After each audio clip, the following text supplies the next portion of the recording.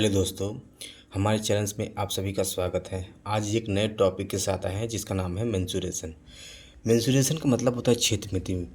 तो आइए हम क्षेत्रमिति से संबंधित सारे सूत्रों को हम एक ही वीडियो में जानेंगे। तो बने रहिए वीडियो के लास्ट तक। आइए शुरू करते हैं हम वृत्त से। तो वृत्त में अर्धवृत्त की परिधि होती है आपकी पाई are plus 2r।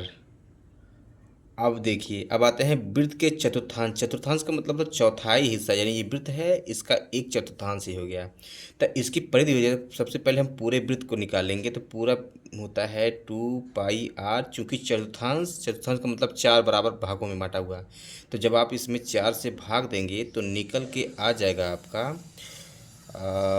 Pi are, और बट्टी कितने हो जाएंगे आपके दो, और प्लस प्लस हो जाएगा आपका ये वृत्त का व्यास, क्योंकि ये एक पाई आर ए है और एक ये है, यानी आर और आर कितने हो गए 2r।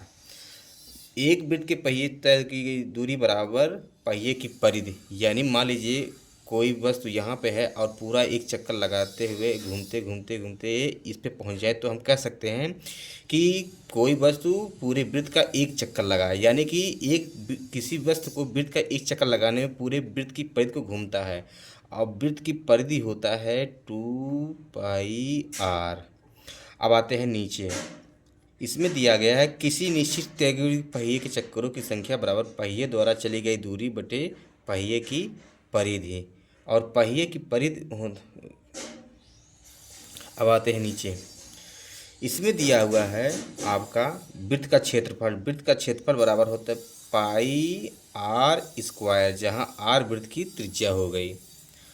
अब और नीचे आते हैं। अब हम आते हैं त्रिज्यखंड वाले सवाल। त्रिज्यखंड त्रिज्यखंड में हम देख रहे हैं कि यहाँ पर वृत्त का ही एक छोटा सा भाग होता है। तो आइए देखते हैं। त्रिज्यखंड का क्षेत्रफल बराबर होता है पाई थीटा बटे 360 गुणे पाई आर स्क्वायर। त्रिज्यखंड का क्षेत्रफल बराबर लघु त्रिज्यखंड का क्षेत्रफल बराबर होता है पूरे वृत्त का क्षेत्रफल, यानी पाई आर स्क्वायर माइनस दीर्घ वृत्त का क्षेत्रफल। लघु का मतलब ये वाला और दीर्घ का मतलब बड़ा वाला। यानी कि अगर आप इसका क्षेत्रफल निकालना चाहते हैं तो पूरे वृत्त के क्षेत्रफल में से ये वाला यानी दीर्घ वृत्त के क्षेत्रफल को घटाना पड़ेगा। तो पूरे वृत्त का क्षेत्रफल होता है पाई आर स्क्वायर, तो लघु का हो जाएगा यानी कि दीर्घ वृत्त का क्षेत्रफल। उसी तरह से दीर्घ वृत्त का क्षेत्रफल निकाल के अब क्या करेंगे, पूरे वृत्त के क्षेत्रफल में से लघु वृत्त त्रिज्यखंड का क्षेत्रफल निकालना पड़ेगा। यानी कि लघु त्रिज्यखंड का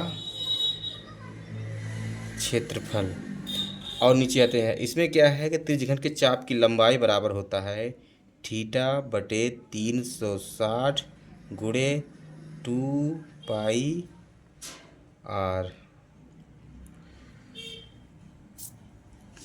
त्रिज्यखंड 2πr हो गया।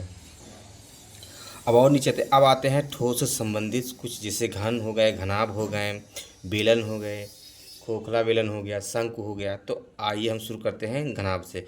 घनाभ में 3 भुजाएं होती हैं। इसमें 6 पलकें होती हैं, 1 2 3 4 5 एक साइड और उसके पीछे वाला 6 पलकों में आमने और सामने की भुजाएं आपस में पलके बराबर होते हैं। यानी कि 3 समांतर पलकों से घिरी हुई आकृति, जिसको हम क्या कहते हैं, घनाभ कहते हैं। तो घनाभ पे होते हैं लंबाई, चौड़ाई और ऊंचाई।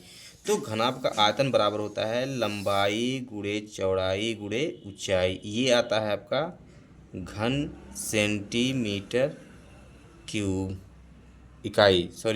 अगर ये मीटर है तो ये मीटर क्यूब हो जाएगा, अगर ये सेंटीमीटर है तो सेंटीमीटर क्यूब हो जाएगा। अब आते हैं घन का संपूर्ण पृष्ठ बराबर। तो घन का संपूर्ण पृष्ठ बराबर होता है 2 कोष्ठक के अंदर लंबाई गुणे चौड़ाई प्लस चौड़ाई गुणे ऊंचाई प्लस ऊंचाई गुणे लंबाई। घनाभ का विकर्ण बराबर होता है करड़ी के अंदर लंबाई का स्क्वायर चौड़ाई का स्क्वायर प्लस ऊंचाई का स्क्वायर। लंबाई l, चौड़ाई v, ऊंचाई h। अब और आते हैं चारों दीवारों का क्षेत्रफल बराबर होता है चारों फलकों का क्षेत्रफल। इससे कहने का मतलब ये होता है दीवार, चारों दीवारों का क्षेत्रफल, यानी कि 1 2 3, इसके पीछे वाला 4, नीचे वाला नीचे छिप जाएगा, ऊपर वाला नहीं दिखेगा, यानी कि केवल 4 पलके के दिखे, यानी चारों दीवारों का क्षेत्रफल बराबर है चारों पलकों का क्षेत्रफल। तो आइए हम आगे बढ़ते हैं। आइए अब अगला नंबर है घन का। तो घन का पृष्ठीय क्षेत्रफल, तो देखिए घन के टोटल 6 फलके होते हैं जो जिसमें प्रत्येक फलक आपस में बराबर होते हैं। तो घन का अगर पृष्ठीय क्षेत्रफल बोल रहा है तो इसका मतलब जो सामने से दिखे, यानी कि 1 2 3, इसके पीछे वाला 4, नीचे वाला जमीन पे छिप जाएगा और ऊपर वाला नहीं दिखेगा, यानी कि केवल 4 पलके ही दिखेंगी। यानी घन का पृष्ठीय क्षेत्रफल बराबर हो जाएगा 4 गुणे भुजा स्क्वायर, 4 गुणे भुजा स्क्वायर। तो ये हो जाएगा आपका 4, भुजा आपका ए है तो यानी कि ए स्क्वायर। घन का आयतन होता है आपका भुजा क्यूब, तो ये हो जाएगा आपका भुजा क्यूब। तो भुजा है आपका ए, तो यानी कि ए का क्यूब। आते हैं इस पे। घन का संपूर्ण पृष्ठ, संपूर्ण पृष्ठ का मतलब होता है कि कुल पृष्ठ, तो यानी इसमें 6 पलके होते हैं तो 6 पलकों का क्षेत्रफल। तो ये हो जाएगा 6 गुणे कितने भुजा होते हैं 6, क्योंकि 6 भुजाएं आपस में बराबर होते हैं घन में, तो 6 भुजा स्क्वायर, यानी कि 6 भुजा का मान है ए है तो ये हो जाएगा आपका ए स्क्वायर। अब आते हैं घन का विकर्ण। तो हो जाएगा घन का विकर्ण बराबर हो जाएगा भुजा गुणे कड़ी के अंदर 3, भुजा है आपका ए तो यानी कि a√3। अब आते हैं लंब वृत्तीय पे। लंब वृत्तीय बेलन पे आप ध्यान से देखेंगे तो एक सिलेंडर दिया हुआ है, इसमें ये त्रिज्या हो गई, ये ऊंचाई हो गया। तो बेलन का आयतन बराबर आधार का क्षेत्रफल, आधार का क्षेत्रफल यानी कि आधार का जो है आपका एक वृत्त है और वृत्त का क्षेत्रफल बराबर होता है पाई आर स्क्वायर, और ऊंचाई आपका है ही ये ऊंचाई, तो इंटू एच हो गया। ये आ जाएगा घन इकाई में, घन इकाई में। अगर सेंटीमीटर लंबाई में है तो घन सेंटीमीटर क्यूब हो जाएगा, अगर मीटर में है तो मीटर क्यूब हो जाएगा। अब आते हैं वक्र पृष्ठीय क्षेत्रफल। वक्र पृष्ठीय क्षेत्रफल का मतलब होता है कि इसका जो गोलाकार, यानी कि ये वाला, ये पेन आपका एक बेलन है तो इसका ये जो चारों तरफ इसका पृष्ठीय क्षेत्रफल निकालना है। तो इसकी ये एक वृत्त हो गई, तो वृत्त की परिधि होता है आपका, वृत्त की परिधि होता है आपका 2πr, और गुणे ऊंचाई कितना है आपका h है तो ये h हो जाएगा, यानी कि 2πr/h।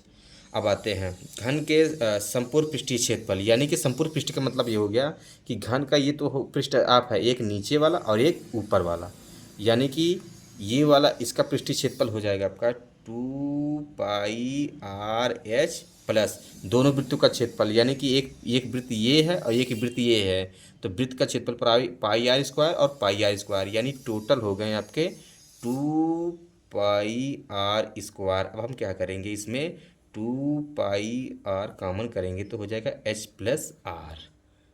ठीक, और नीचे आते हैं। अब आते हैं गोले पे।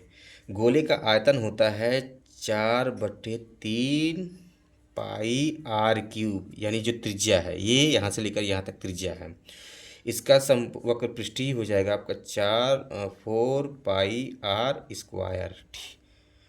उसके बाद आते हैं गोले का, ये तो हो गया खोखले गोले का आयतन। तो खोखला गोला हो जाएगा 4/3 पाई कोष्टक के अंदर R³ minus r³। Capital R बड़ा वृत्त के क्षेत्रफल और r छोटा त्रिज्या हो गया।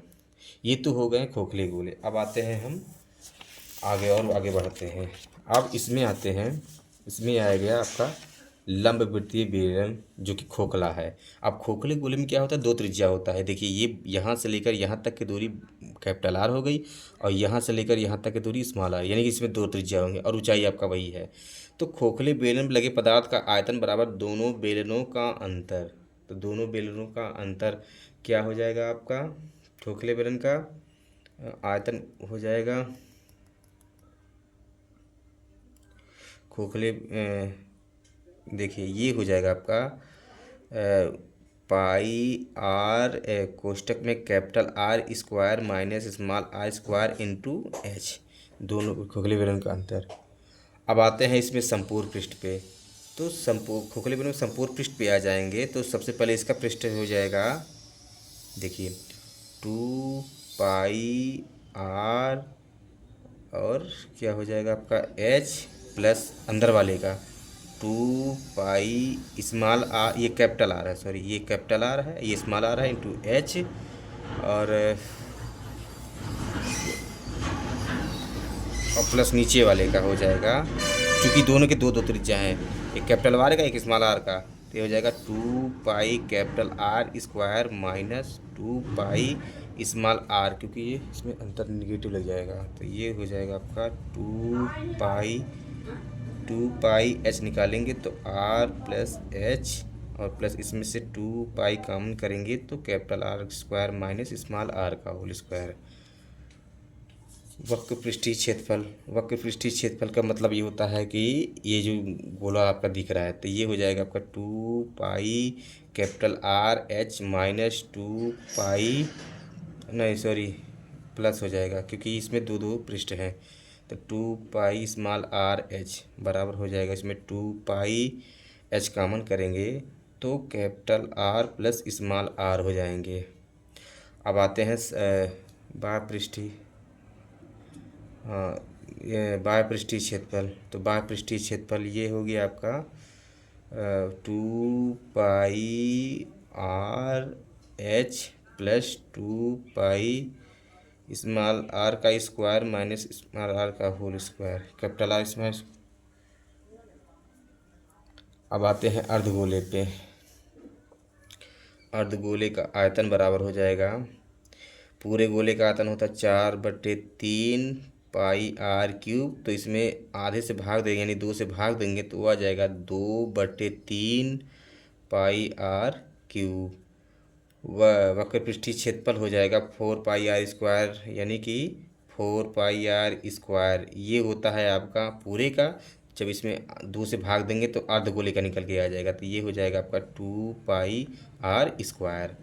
अब इसके संपूर्ण पृष्ठ निकालना है तो अर्धगोला तो आपका आ ही गया ये वाला आधे का, तो 2 पाई r² और प्लस आ जाएगा आपका ये सर्कल, ये ऊपर वाले हिस्सा, तो ये आपका वृत्त है तो यानी वृत्त का क्षेत्रफल यानी टोटल आ जाएगा 3 पाई r²। चलिए आगे बढ़ते हैं, आइए शंख को देखते हैं।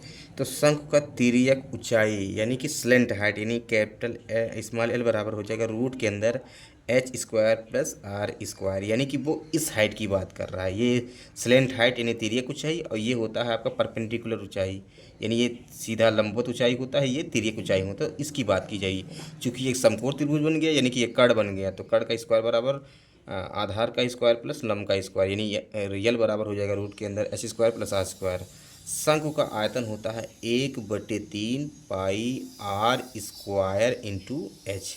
शंकु का वक्र पृष्ठीय यानी कि इसकी बात कर रहा है, यानी कि कुछ इस तरह से इसकी बात कर रहा है, तो ये हो जाएगा आपका πr_l। तो शंख का संपूर्ण पृष्ठ है, संपूर्ण पृष्ठ में देखिए संपूर्ण पृष्ठ में क्या होता है कि आपका ये तो आपका वक्र पृष्ठ रहता है यानी कि πr_l प्लस शंख के आधार का क्षेत्रफल, आधार आपका वृत्ताकार है यानी कि ये हो जाएगा आपका πr²। तो आप क्या करेंगे इसमें से पाई आर कॉमन करेंगे तो अंदर बचेगा l प्लस स्मॉल r। बस आज की वीडियो में बस इतना ही, मिलते हैं नेक्स्ट वीडियो में।